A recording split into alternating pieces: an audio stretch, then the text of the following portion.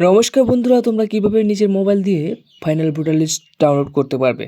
তো final voter list download করার জন্য মোবাইলের যে কোনো একটা ব্রাউজার ওপেন করে নেবে।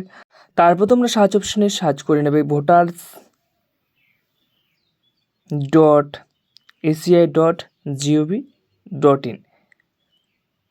এটা লিখে তোমরা সার্চ করে নেবে।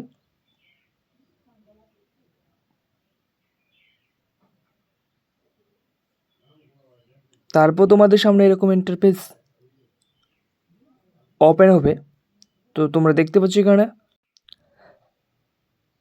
ডাউনলোড ইলেকট্রাল রোল লেখা রয়েছে। তোমরা এই অপশানে উপর ক্লিক করে নেবে।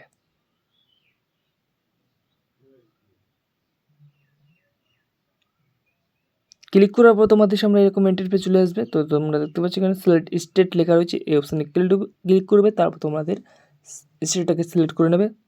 তারপর তোমরা রোল টাইপে ক্লিক করবে। রোল টাইপে ক্লিক করার পর সেটা সিলেক্ট করে থাকবে। তারপর তোমাদের ডিস্ট্রিক্টটাকে সিলেক্ট করে নেবে। তারপর তোমাদের অ্যাসেম্বলিটাকে সিলেক্ট করে নেবে।